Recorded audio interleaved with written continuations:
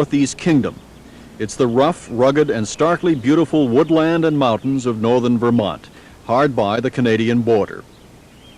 But here in the tiny village of Island Pond, population 1,500, there is a growing concern that some residents may be confusing God with this man, Albert Eugene Spriggs. A self-proclaimed Christian apostle, Spriggs has established a fundamentalist community, the Northeast Kingdom Community Church in Island Pond, and has settled 300 devoted followers here.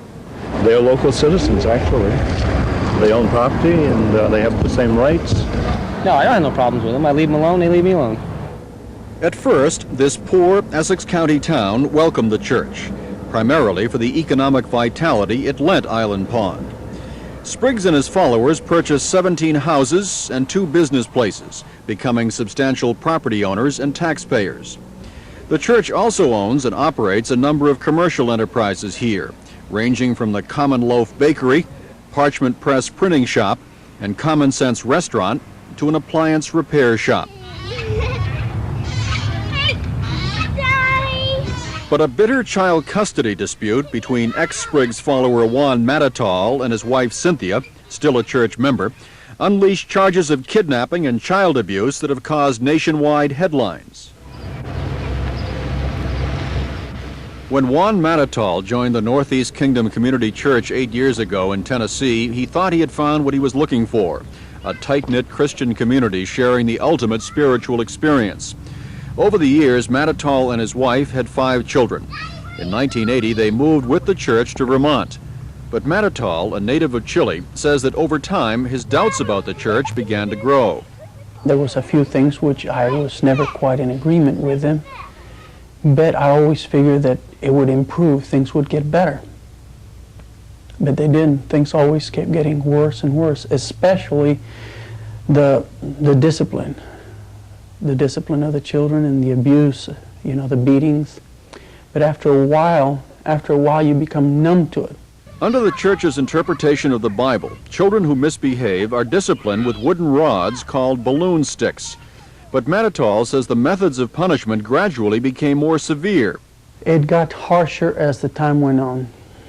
It got harsher. It was just, it was a spanking every now and then a little more regular, and then every day, and then many times a day. And now the latest thing is scourging. Stripping them naked, laying them down, and beating them with a rod from the bottom of their soles, of their feet, to the top of their head, not leaving any part of the body on their backs. The thing that made me leave was, I think I was just totally frustrated with child discipline. During his 5 years in the church, Michael Taylor beat dozens of children. He cites his distress over disciplining children as the main reason for leaving the church.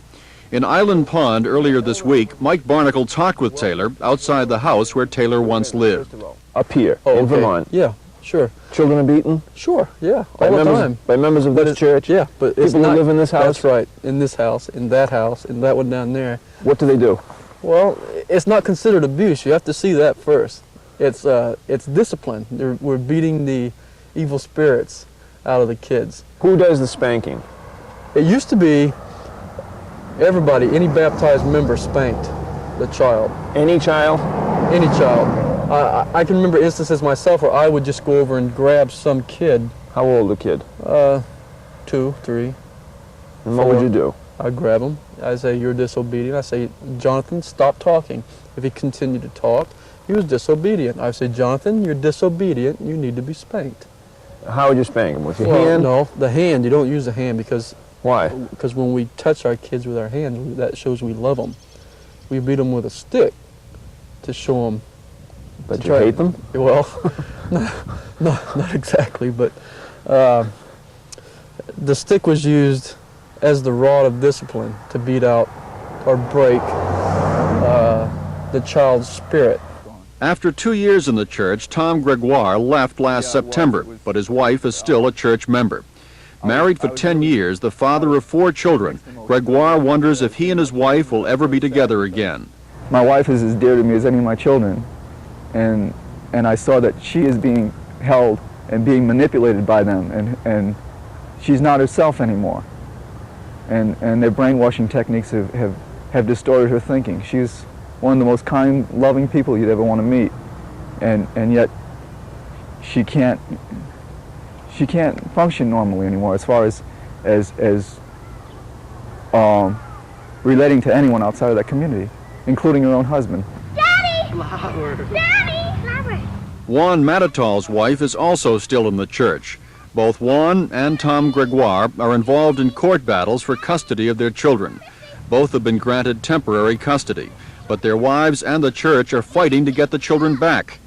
But Matitol says his biggest concern is for a child who is missing, his 3-year-old daughter Lydia. Matitol knows only that Lydia is somewhere in Europe with church leader Elbert Eugene Spriggs. Spriggs and a band of followers are traveling across the continent seeking new members of the Northeast Kingdom Community Church. The last time Juan saw Lydia was a year and a half ago in Boston. The church maintains 2 sect houses in Dorchester. Juan says he was sent there and separated from his family as punishment for questioning church doctrine. And while I was in Boston, pressure was put on my wife to give my youngest daughter to the leader of this group, Elbert Eugene Spriggs. No different than what happened at Jim Jones in Jonestown. You know, he liked the little boy and he took him for his son. So Gene Spriggs liked my little girl, and his wife is barren, can't have any children, so he took a child without my permission, you know, and just took her to Europe. In March of this year, Juan learned that the Spriggs group was in a small town near Granada, Spain. Spanish authorities recovered a young girl from the group, but it was not Lydia Matitol. The girl was 7-year-old Spring Howell, whose mother, a former church member, lives in Montgomery, Alabama. Lydia had been taken elsewhere by the time authorities moved in on the Spriggs group. It was a great disappointment in one sense, but I'm glad that Spring Howell was returned to her mother. Now, as soon as she was returned to her mother in Montgomery, Alabama, she was examined by a doctor, which sent an affidavit to us saying that she had between 15 or 20 scars, permanent scars in her body, and her buttocks and the back of her legs. And then when she was asked about it, she said, well, Lydia has the same scars, Mama, on her body because she was beaten the same way. They took all our clothes off, laid us flat on the ground, and beat us with a rod.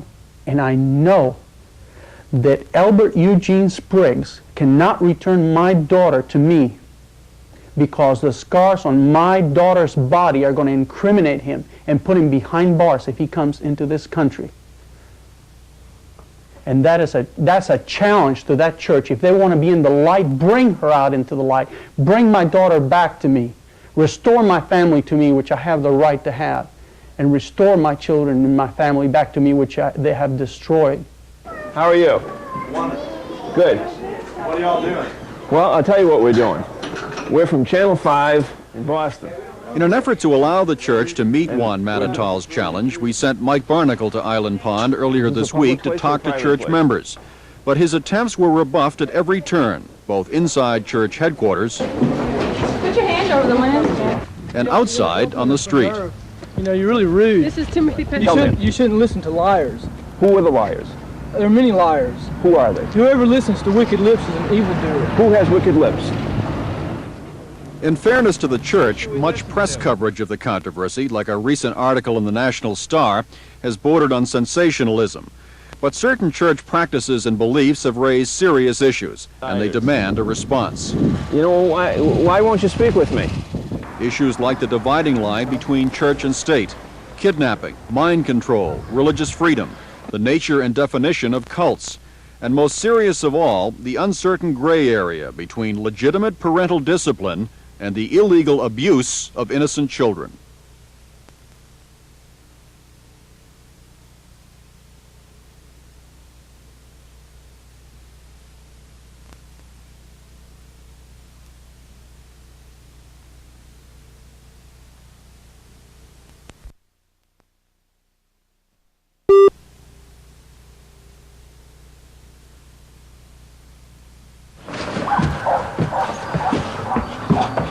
Roland and Connie Church. For 3.5 years, this devout couple and their family were members of an obscure Vermont-based fundamentalist Christian sect known as the Northeast Kingdom Community Church. But no longer. Last month, their entire family left the church. Why? The main reason was that they beat my daughter pretty bad. She had 89 marks on her. My husband made the decision right there that it wouldn't happen again. That, we would be leaving.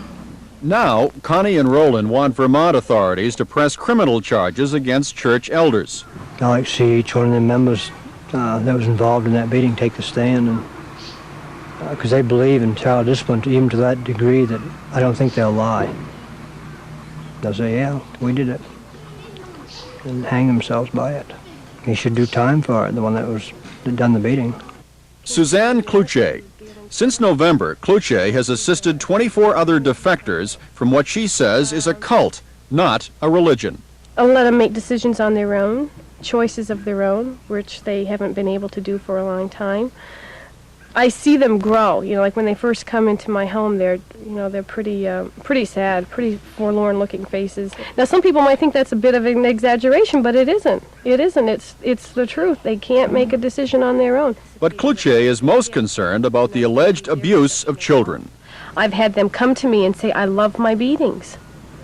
And I don't think my father loves me anymore because he hasn't struck me in 3 months. And it's hard for them to comprehend that, it doesn't have to be done that way. They question, some of the kids question how I love my children. You don't hit them, you don't beat them. Church intimates such as attorney Duncan Kilmartin say it's a question of degree and definition. Well, my definition of child abuse would be that which physically harms the child in a permanent way.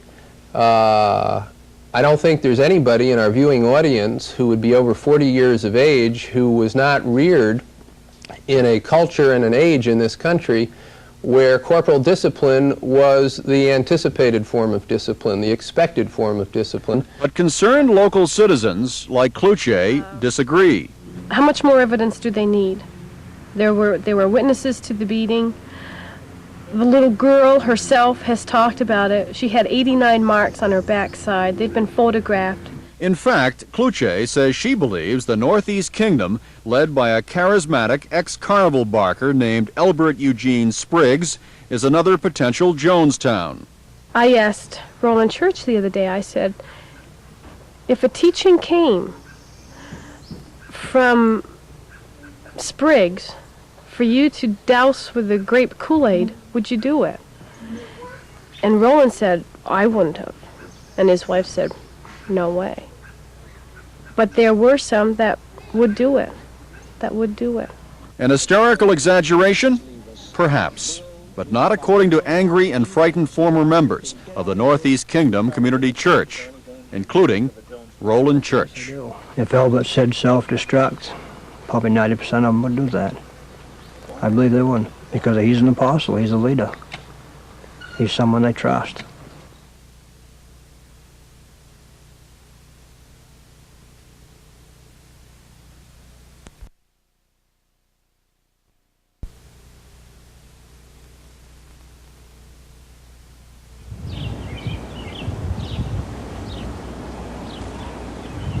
They call it God's country and the Northeast Kingdom. It's the rough, rugged, and starkly beautiful woodland and mountains of northern Vermont, hard by the Canadian border. It was here, in the tiny village of Island Pond, Vermont, that the self-proclaimed apostle Elbert Spriggs settled 3 years ago, along with several hundred devoted followers. They're local citizens, actually. They own property and they have the same rights. No, I don't have no problems with them. I leave them alone, they leave me alone. At first, this poor Essex County town welcomed the church, primarily for the economic vitality it lent Island Pond. Spriggs and his followers purchased 17 houses and 2 business places, becoming substantial property owners and taxpayers. The church also owns and operates a number of commercial enterprises here, ranging from the Common Loaf Bakery, Parchment Press Printing Shop, and Common Sense Restaurant to an appliance repair shop. But a bitter child custody dispute between ex-Spriggs follower Juan Matatall and his wife Cynthia, still a church member, unleashed charges of kidnapping and child abuse that have caused nationwide headlines. When Juan Matatall joined the Northeast Kingdom Community Church 8 years ago in Tennessee, he thought he had found what he was looking for, a tight-knit Christian community sharing the ultimate spiritual experience. Over the years, Matatall and his wife had 5 children. In 1980, they moved with the church to Vermont. But Matatall, a native of Chile, says that over time, his doubts about the church began to grow. There was a few things which I was never quite in agreement with them, but I always figured that it would improve, things would get better. But they didn't. Things always kept getting worse and worse, especially the discipline. The discipline of the children and the abuse, you know, the beatings. But after a while you become numb to it. Under the church's interpretation of the Bible, children who misbehave are disciplined with wooden rods called balloon sticks. But Matatall says the methods of punishment gradually became more severe. It got harsher as the time went on. It got harsher. It was just, it was a spanking every now and then a little more regular, and then every day, and then many times a day. And now the latest thing is scourging. Stripping them naked, laying them down, and beating them with a rod from the bottom of their soles, of their feet, to the top of their head, not leaving any part of the body on their backs. The thing that made me leave was, I think I was just totally frustrated with child discipline. During his 5 years in the church, Michael Taylor beat dozens of children. He cites his distress over disciplining children as the main reason for leaving the church. In Island Pond earlier this year, Mike Barnacle talked with Taylor outside the house where Taylor once lived. Up here, in Vermont. Yeah, sure. Children are beaten? Sure, yeah, By all the members, time. by members of this church? Yeah, but it's people not, who live in this house? That's right, in this house, in that one down there. What do they do? Well, it's not considered abuse. You have to see that first. It's discipline. We're beating the evil spirits out of the kids. Who does the spanking? It used to be everybody, any baptized member spanked the child. Any child? Any child. I can remember instances myself where I would just go over and grab some kid. How old a kid? 2, 3. And what would you do? I'd grab him. I'd say, "You're disobedient." I'd say, "Jonathan, stop talking." If he continued to talk, he was disobedient. I'd say, "Jonathan, you're disobedient. You need to be spanked." How would you spank him? With your Well, hand? No, the hand. You don't use the hand because... Why? Because when we touch our kids with our hand, that shows we love them. We beat them with a stick to show them. But you hate them? Well, not exactly, but the stick was used as the rod of discipline to beat out or break the child's spirit. After 2 years in the church, Tom Gregoire left last September, but his wife is still a church member. Married for 10 years, the father of 4 children, Gregoire wonders if he and his wife will ever be together again. My wife is as dear to me as any of my children, and I saw that she is being held and being manipulated by them, and she's not herself anymore. And their brainwashing techniques have distorted her thinking. She's one of the most kind, loving people you'd ever want to meet, and yet she can't function normally anymore as far as relating to anyone outside of that community, including her own husband. Daddy! Louder. Daddy! Louder. Juan Matatall's wife is also still in the church.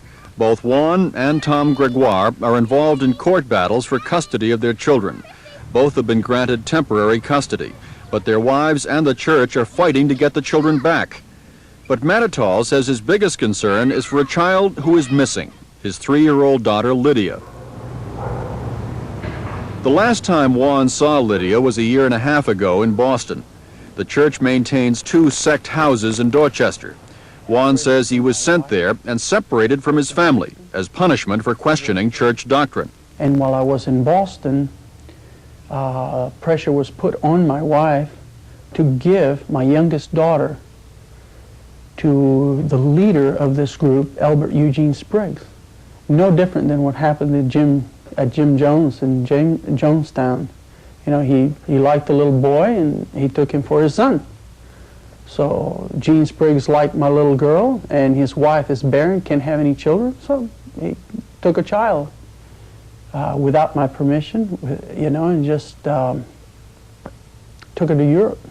And I know that Albert Eugene Spriggs cannot return my daughter to me because the scars on my daughter's body are going to incriminate him and put him behind bars if he comes into this country.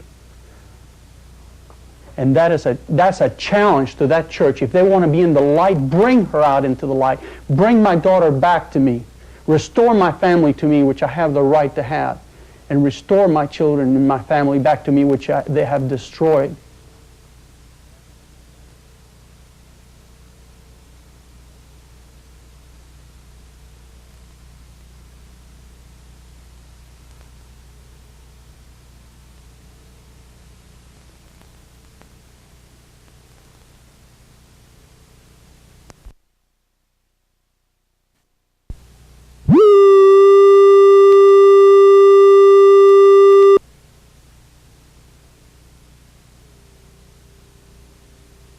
Last March, Juan Matatol learned that his daughter was with Spriggs near Granada, Spain. Spanish authorities recovered a young girl from the group, but it was not Lydia Matatol. The girl was 7-year-old Spring Howell, whose mother, a former church member, lives in Montgomery, Alabama. Lydia had been taken elsewhere by the time authorities moved in on the Spriggs group. It was a great disappointment in one sense, but I'm glad that Spring Howell was returned to her mother. Now, as soon as she was returned to her mother in Montgomery, Alabama, she was examined by a doctor, which sent an affidavit to us saying that she had between 15 or 20 scars, permanent scars in her body, in her buttocks and the back of her legs. And then when she was asked about it, she said, well, Lydia has the same scars, Mama, on her body, because she was beaten the same way. A few weeks later, these two Massachusetts teenagers, Adam Snow and William Friend, met a Bible-quoting traveler who told them the end of the world was near. We were on a ferry between Rosslare, which is in southeastern Ireland, to Le Havre, which is in France. And it was a 23-hour boat ride. And we met these people waiting in line in Rosslare. And the first time we saw them, we were sort of intrigued just the way they looked. They're so healthy looking and a little bit, you know, there was that radiance from their cheeks and sort of godly look about them, and you just wondered naturally what they did. On the ferry, the teens took this picture. The man is Albert Eugene Spriggs, and the woman is his wife, Marcia. The girl, whom they called Hepzibah Salem Spriggs, is Juan Matatol's missing daughter, Lydia. Well, first we asked what his daughter's name was, and he said Hepzibah Salem Spriggs. And I said, where does Hepzibah come from? He said, oh, it's a biblical name. And so then I thought, okay, so they're a religious family.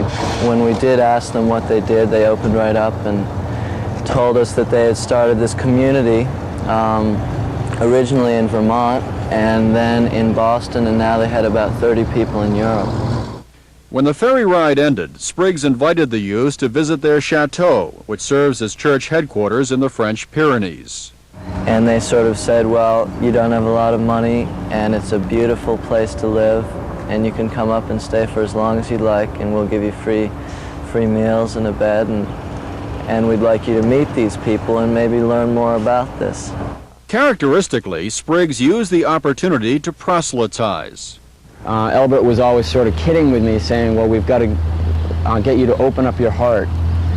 And one sort of, I guess you'd call it a parable he used with me, was that every human has to be ground down. We're like a kernel of grain, and we have to be ground down into flour and then baked into that one loaf.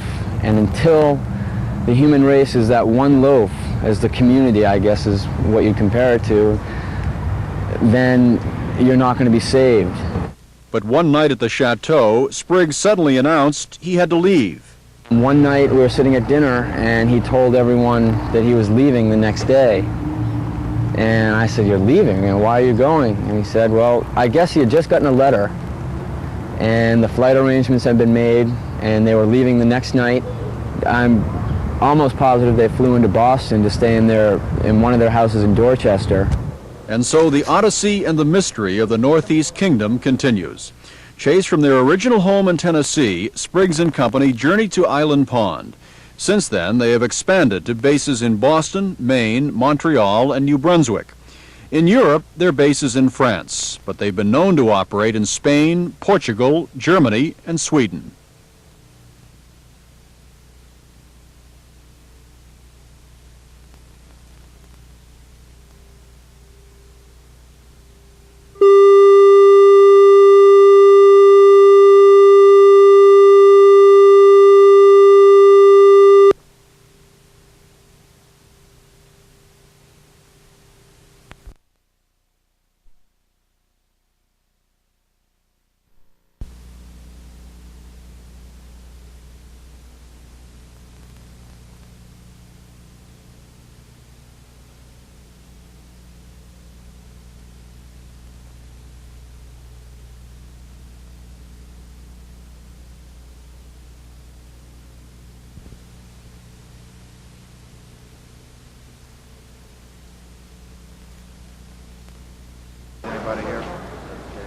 Just after dawn this morning, almost 100 state troopers swooped down on the small community of Island Pond and, with no parental resistance, rounded up 112 children, all church members.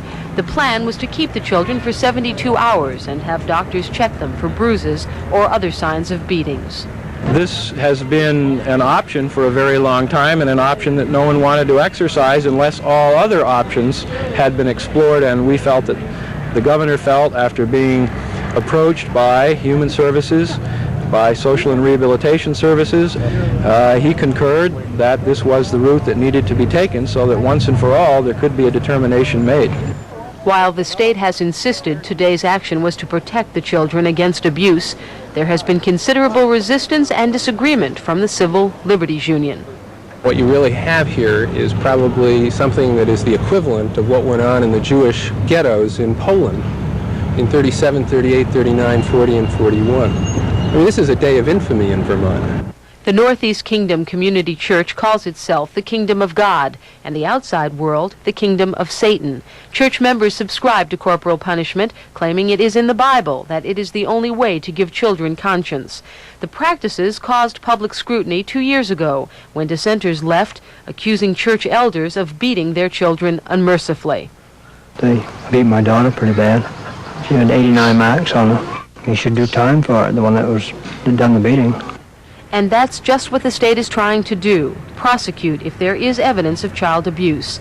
As they brought children and their parents to court today and tonight, state officials called it a last resort.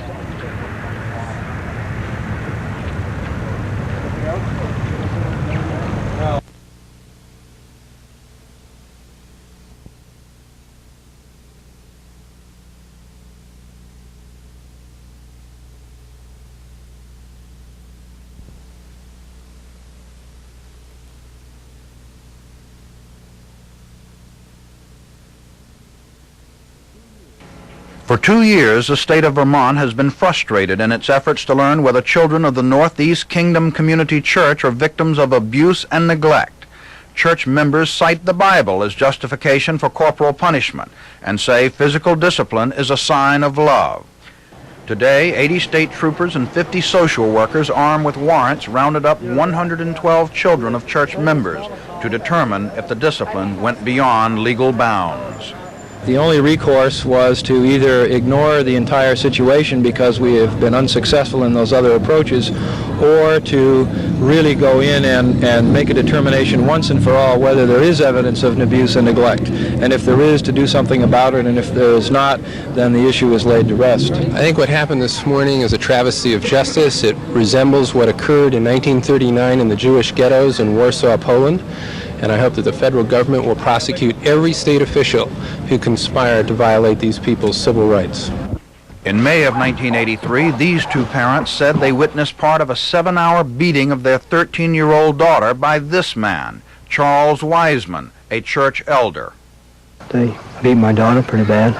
She had 89 marks on her. He should do time for it, the one that done the beating. Members of the church refused to talk to the press. They believe they represent the kingdom of God and that the outside world is a kingdom of Satan. I think the state is attempting to persecute a minority. The issue is protection of children's rights, not religious persecution. So the state is now asking the court for 72 hours to examine the children. If during that 72 hours the doctors found no evidence of abuse, the children will be returned to their parents, and the matter will be laid to rest once and for all. In Newport, Vermont, I'm Ron Golleben, News Center 5.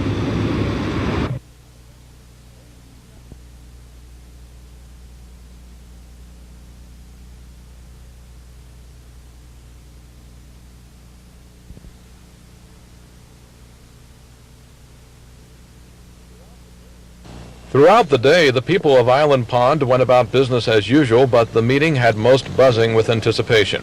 This was to be the first time members of the Northeast Kingdom Community Church would meet with the townspeople to try to explain away concerns of a shadowy cult built around strict discipline. It's obvious a lot of people in the town wanted to hear what the people in the church had to say, because even a half hour before the meeting, many were arriving. Inside the auditorium, it filled quickly. The church began with a presentation explaining its purpose to try to preach its gospel. Early on, there were interruptions by residents who didn't want to hear readings from the Bible, but wanted answers about the church which has resided in their community for the last few years. But somehow or other, you depend on the church elders. Now, do we believe that the Catholic Church, the Protestant churches don't know how to deal with their children? Because they seem to use the method I know, that the fathers are the men or the head of the family, as the scriptures state. There was certainly no agreement as the meeting progressed. Many of the residents were planning to press on for answers rather than listening to a prepared church presentation. Jack Harper, News Center 5.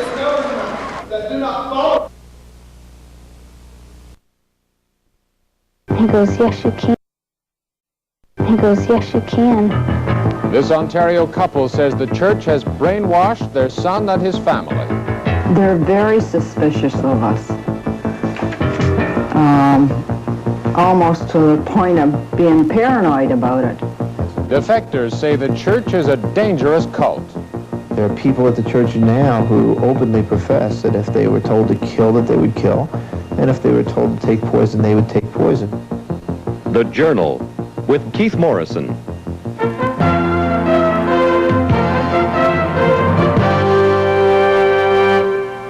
It's been almost 5 years since Jim Jones led more than 900 of his followers to their deaths by murder and suicide in Guyana.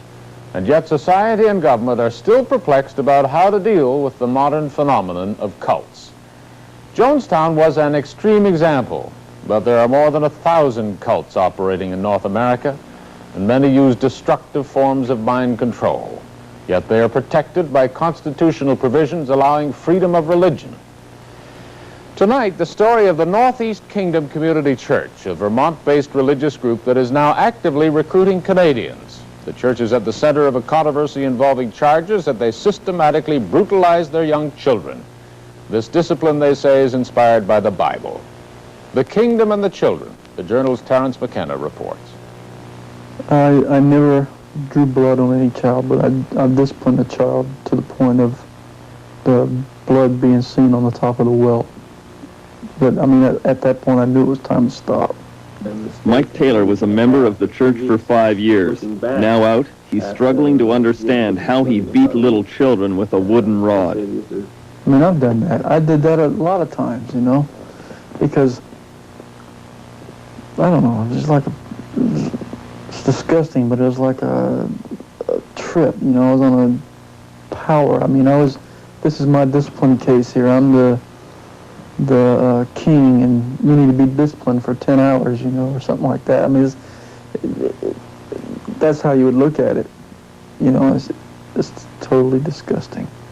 Mike Taylor now looks back at his 5 years in a Vermont town as a nightmare. But for him and many others, it didn't look that way in the beginning. Island Pond is a quiet town set in a part of Vermont called the Northeast Kingdom. On a Saturday afternoon, you can see families at play. And unless these people are performing one of their ritual lake baptisms, you wouldn't know that they all belong to the same fundamentalist Christian group. Townspeople will tell you that the group's children are always nervous, scared, that they are always crying and unhappy. In fact, a lot of people in town think that the church group is a menace. Until a few years ago, Island Pond was a prosperous railroad town. But when the railroads declined, so did the town's fortunes. That's when the church group arrived. 300 strong, they bought up some of the town businesses, like the gas station. They set up a new bakery, a shop to print recruitment pamphlets, and a home renovation business with cheap labor that undercut other town builders. They also bought a lot of property, big houses they fixed up themselves. The common sense delicatessen became the center of their community. The story unfolding here in Island Pond follows a pattern common to a lot of small, fundamentalist religious groups. Some would call them cults. It's a story of young people searching for a purpose in their lives, dropping out of the modern world they consider evil-ridden and materialistic. It's a story of charismatic leadership which has taken these people into a lifestyle which preaches love and peace, but which seems to practice bizarre and sometimes violent behavior, especially toward little children. It's a story of parents and grandparents trying to free loved ones who they believe have become brainwashed and misled. This is the story of the Northeast Kingdom Community Church. If you want the truth, and it's going to cost you your whole life, it's going to cost you everything you have. What was your life like before you came here? I was just a drunken slob. Really? Yep. And you stayed found what you wanted here? Yep. Mm-hmm. I found the Lord here. You did? Yeah. Yeah. No more drinking? No more drinking. Mm-hmm. I found something better. You know, we to do with my life. Yeah. Purpose. Conviction. They say that they're the world's only true Christians, that they have given up everything to follow the Lord. They live communally, bringing up each other's children, sharing the proceeds of their labor, and giving up all their wealth to the church. They believe that women's heads should usually be covered, that caffeine and alcohol and tobacco are forbidden. If they do sin, they must instantly confess guilt to their brethren. I am the church. They are led by a group of elders that answers their every question, men who give instruction and demand obedience. They live in a closed society. No newspapers or magazines or newscasts are permitted. Television, like the rest of the outside world, is controlled by the devil. What is the spirit that controls me? Satan. He's the father, he's the prince of the power of the air. He's the ruler of this world. If you read So Satan controls me? 1 John. Yeah. You may not know it, you may not desire it yourself, but you are, because you're in his system. And you 300 people here are the only ones who are not motivated by Satan or motivated by greed. As far as I know. In the beginning, there was Albert Eugene Spriggs. He is the leader of the church. They call him their apostle. They believe that God speaks to them through Albert.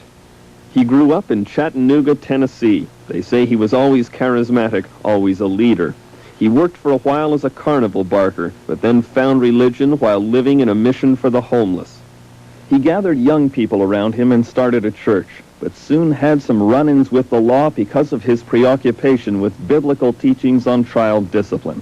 Central to the Spriggs philosophy are these verses from Proverbs.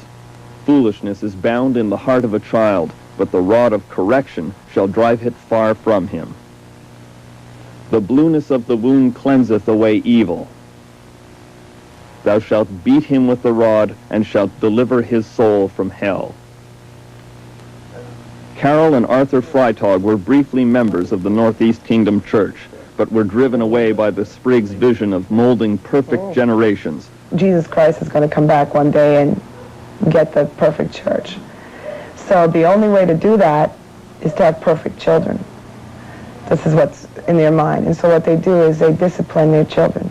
It's not unusual for them to discipline them 15 to 20 times a day with a long rod.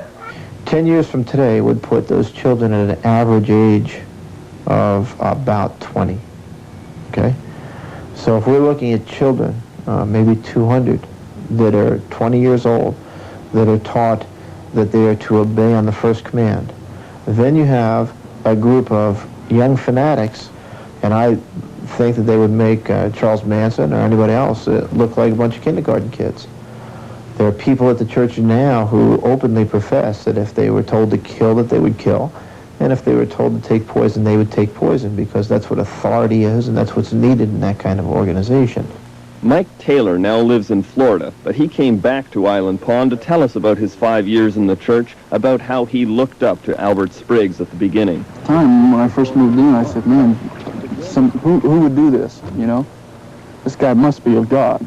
The way I feel about him right now, I just feel like he's a power-hungry maniac. Why did the church finally move from Chattanooga, Tennessee, up here to Island Pond?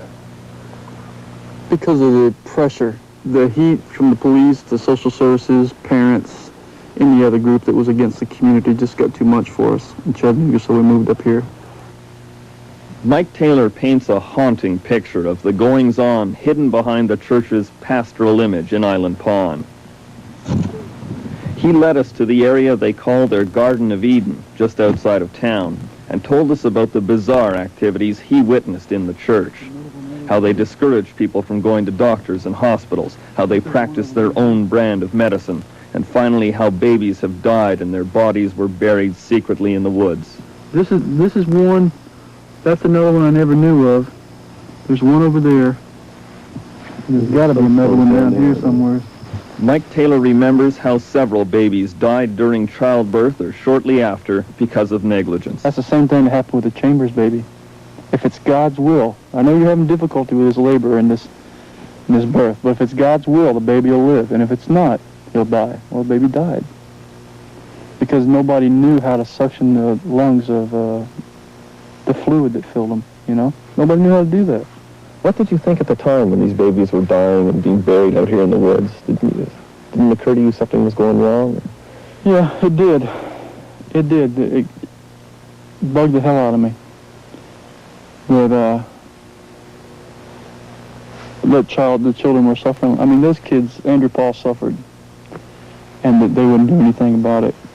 As a result of our visit, state authorities dug up the new grave Mike Taylor found and discovered a male human fetus of 8 months gestation.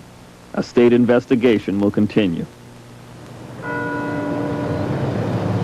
When the church first arrived in Island Pond, the people here had pretty much of a live and let live attitude towards them.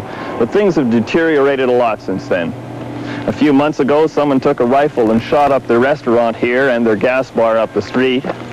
Their children are harassed, their property's been firebombed, even their gardens have been ripped up. The presence of the church here seems to bring out the worst in these people who have a long tradition of respect for the privacy and property of others. Don't particularly like having the feeling that there's a cult in this town. I don't know, everything they say is God told me to do this, God told me to do that, and he didn't tell them to abuse their children, right? When I came back in '78 from Colorado, they were here then, and I didn't like them too well. That's why I destroyed their store a few years back. I was well known. I'd like to get them out of here. Or I don't know what to, I mean, they should be prosecuted for some of the things they've done. I mean, they get by scot-free. I mean, they're making a mockery out of the law, as far as I can see. Church leader Albert Spriggs is now out of reach of the United States authorities. He has moved to this chateau in the south of France, where he lives with a group of church members. Although he has no children of his own, Spriggs took this little girl, Lydia Matatall, away from her mother, a church member, and claimed her as his own. Spriggs and his wife have recently been photographed traveling in Europe with Lydia Matatall, who he has renamed Hephzibah Salem Spriggs. Lydia's real father is Juan Matatall, who left the church and his wife last year. Juan Matatall fought the church and his wife in court for custody of his 5 children. He won, but by the time he was reunited with his children, his youngest daughter, Lydia, had already gone to Europe. Okay, you girls ready to listen to something? Yeah. Juan Matadol has tried to document the severe discipline his children were subjected to in Island Pond. 10 months ago, he made this tape recording in his car when he picked the children up after their last day inside the church. On the tape, you can hear the children say that they love their beatings. Just that we like the church and we don't care if we get disciplined, Dad. I want to love you, children, and I want to do what the Lord would have you do for you. I know. Then you spank us. If you spank us, then you love us. If you don't spank us, then you don't love us. We both do that. That's what it says in my Bible. So, girls, what do you think now? What do you think listening to that, to what you said in the car when your daddy picked you up? Jennifer? I don't believe it anymore. Me neither. Well, I really believe it because the church still wouldn't give us back our mother and they wouldn't give us back our sister. How did they take your child? They say it's with my wife's consent, but my wife has no control of her thoughts. Her thoughts are Spriggs' thoughts. They have devoured her mind. Albert Spriggs has been writing letters to Island Pond describing how he ties Lydia Matadol to a bed and scourges her nearly naked body from head to toe. That is what Spriggs wants to be the model of discipline in the church.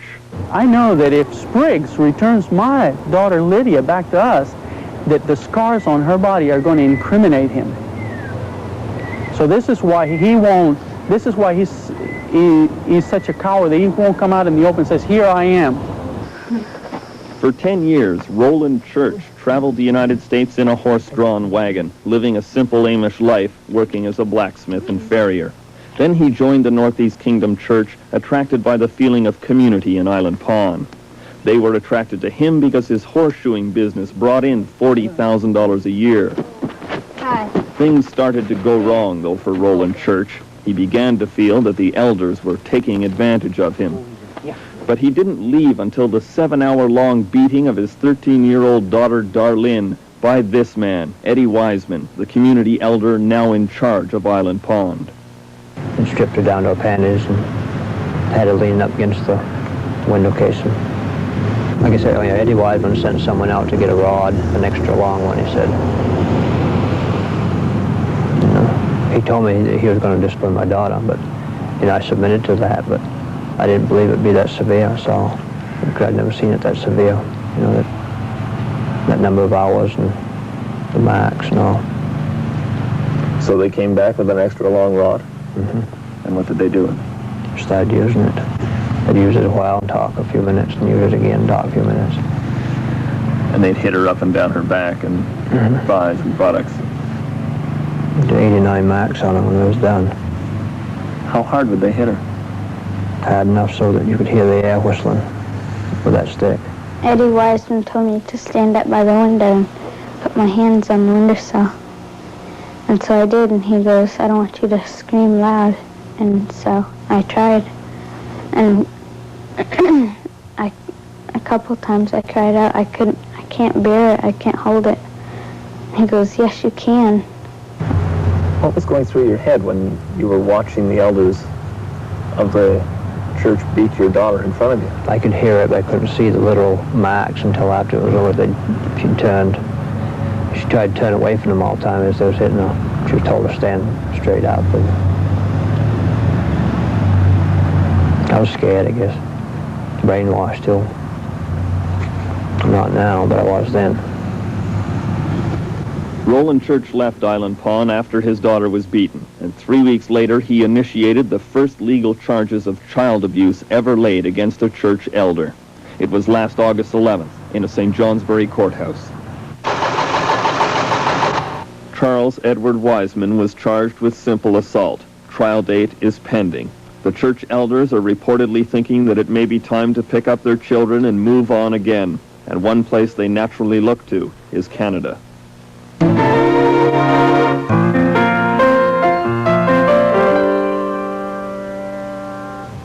Many of those who have joined the Island Pond Church came from fundamentalist Christian backgrounds. Some of the newer members used to attend the Baptist Church here in Repentigny, Quebec, but it wasn't enough for them. They wanted more. They wanted to give their lives to God and to religion, and so they were recruited by the Northeast Kingdom Community Church. This house in the town of Repentigny is for sale because the Labonte family is giving up all their possessions and moving to Island Pond. There are other families who live in the area just east of Montreal and commute to Island Pond. We went to the trailer of a church member named Daniel Grenier. He wasn't there. But his next-door neighbor told us that the church is getting ready to set up a community in the area. In fact, the church has tried to buy this land just outside the town of Lavaltrie, adjacent to the church member's trailer. The key in the church's efforts to build its Canadian contingent is a man named Jeannot Plourde. I'm looking for Jeannot. Yeah. Jeannot? That's you? Oh. Hi, I'm Terry McKenna from CBC. I'm all dirty. We caught up with Jeannot Plourde at his Repentigny home the day before he left his wife and his children in his house and moved to Island Pond. He didn't know the camera was in the street, but still didn't want to talk. He sees the media as church persecutors. Can't you try to make us understand what's going on in your church and why these charges have come about that you're hitting little children with sticks? And I'm sure you have an explanation for that. You know. That's all the world has in his mind. You're accusing us of something, you know, like you accuse the Lord. Jeannot Plourde says he doesn't care about the child abuse charges or even possible prison terms for church members. I don't even care to kill me. One day, some of us going to die before the gospel, you know. It's written down. David is 31 years old, and they have been married for 7 years. Mary and Gordon Saylor of Bothwell, Ontario are in a family crisis. For months they've been trying to stop their son, David, from putting aside his career as a pilot to join the church with his family. They believe they're in a tug-of-war with David's wife, Karen, who got David involved in the church and now wants to live in Island Pond instead of commuting from Montreal. For the last year, the Saylors have watched helplessly as their loved ones have entered a world they don't understand. And then in February, I witnessed Heather being whipped with one of these little rods. And of course her daughter-in-law recited all these Bible verses that condones it. Well, I told her daughter-in-law that I should use it on her for whipping a little child less than 2 years old for nothing. The Saylors drove to Montreal to find out more about what their children and grandchildren were getting into. A neighbor had told them that David and Karen had put their suburban home up for sale. He's selling it to, near as we can understand, to make his life full-time in Island Pond, and I suspect to give the church any assets that might be coming from the house. The Saylors arrived at the suburban Pierrefonds home to find that David had not returned on time from an unexpected family vacation to Europe. They believe he was meeting Albert Spriggs. The house was still closed up, but not yet sold. What would you do if you found him here now? I mean, I don't really know how I would approach it. We basically don't seem to be all that welcome, and what I would do at this point in time, I don't know. And so the Saylors turned for advice to the Montreal office of Mike Kropfeld, Canada's foremost cult expert. But I just feel that there's something in between him and God that shouldn't be there. Here, frustrated parents are told to be patient. That's what I'm saying, like, you know, trying to also see from his point of view in terms of what the appeal is. Try to get together some kind of lines of communication again, where we hopefully not see you in such a, let's say, negative light. What was your reaction to the advice he gave you? Well, I don't know. That's a pretty hard question. They don't want you telephoning, and they tell you to write letters, and then you don't get an answer from the letters. How do you communicate with them? Sunday in Island Pond. Most of the 1,200 people in the town are going to the long-established churches. The people from the Northeast Kingdom community are also congregating in their church, which happens to be on the 3rd floor of their delicatessen. Also arriving in Island Pond today are Gordon and Mary Saylor, hoping to find some answers about the life their son has chosen among these church members who have become David and Karen's new family. The church found out who the Sailors were moments after their arrival, and so church elder Gary Gilbreth in the blue shirt was sent out to talk to them. Hi. Morning. Aren't you David Saylor's Danny? Yep.